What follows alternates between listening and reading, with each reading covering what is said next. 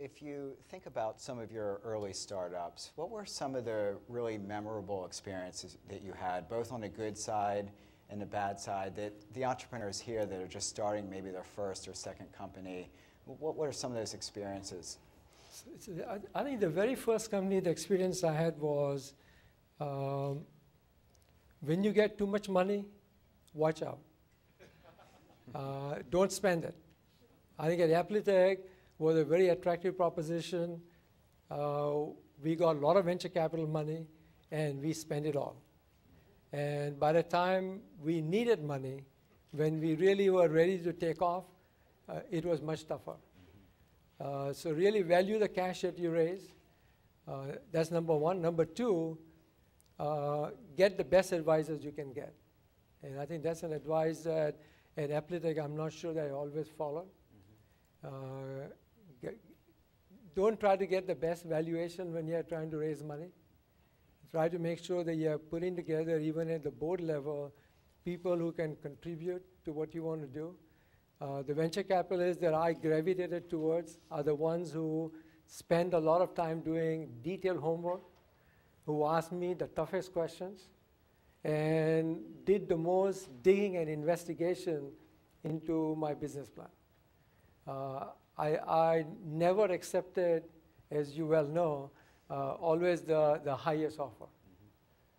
Because I think it's important for you to get the best advisors at the board level, and once you do that, it also makes it easier for you to get the best people on your team. That's the second advice that I learned at Applitech. Your first three companies were all acquired. Talk a little bit about how you make that decision to be acquired versus continuing on. At Applitech, we were trying to push the technology to a point where getting the first product out was a huge effort. So there was a lot of R, research, rather than development in terms of product. I mean, we were trying to put 10 megabits in one TV channel, never had been done, and have the receive and transmit frequency software programmable, had never been done. So when we started the company, we didn't realize that we were pushing the limits of the technology at the very first company. So by the time we had the product ready, and by the time market was willing to take off, there wasn't enough cash for us to go out and continue and be independent.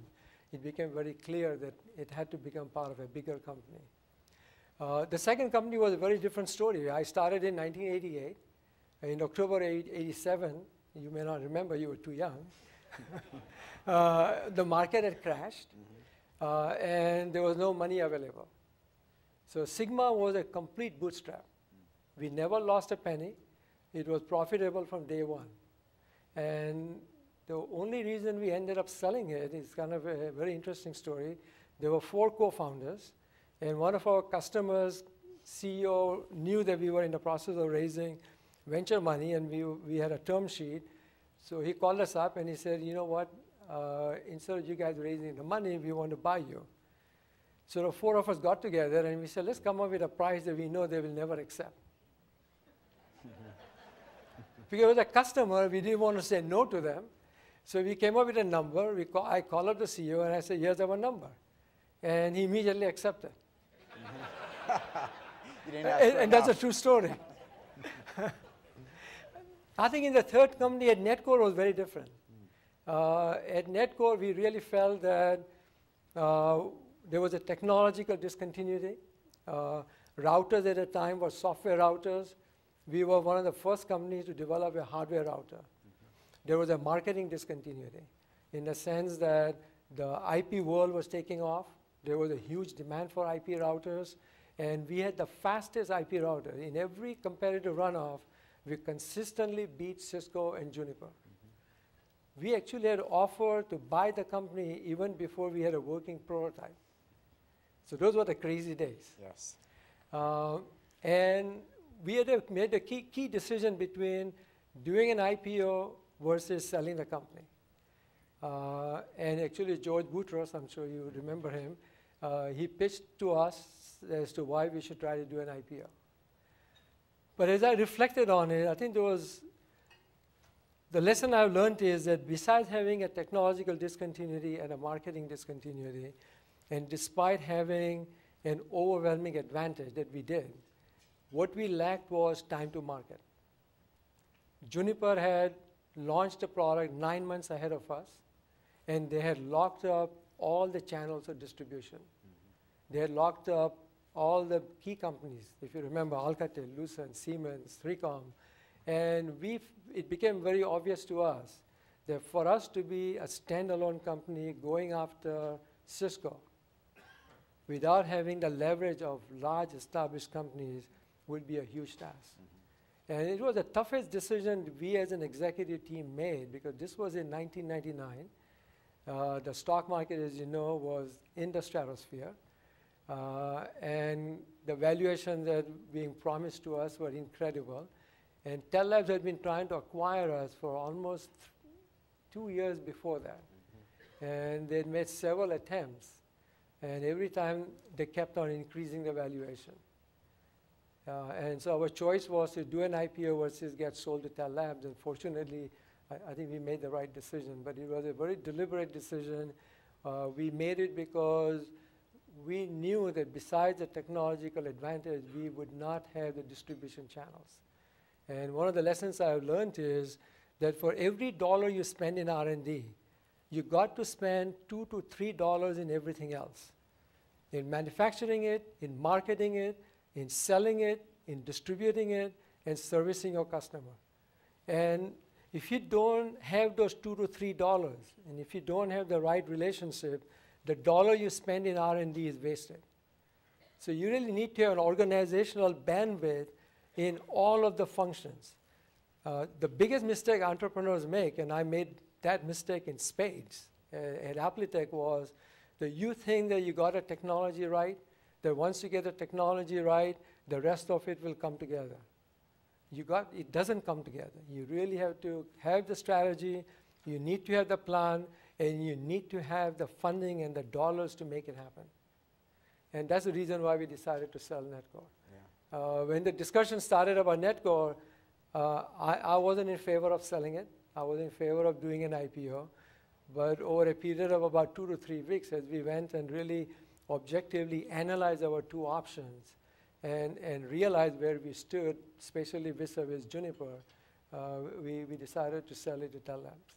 What are some of the exciting areas that you see within the mobile ecosystem? I believe that the mobile market where it is today is really sort of equivalent to the beginning days of the internet. Huge opportunities lie ahead. Opportunities in the sense that all the carriers are going from 3rd generation networks to 4th generation networks.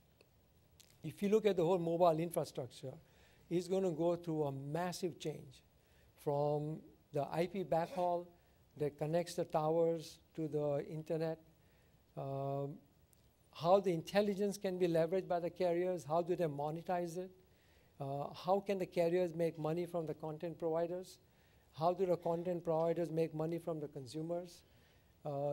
The flow of data is going to be dominated by video. Video opens up tremendous opportunity in terms of how you optimize the network for video, how to deliver video, and how do you cache video. You really need to be capital efficient in any market. In the current market, you need to be super capital efficient. And you need to find ways to leverage.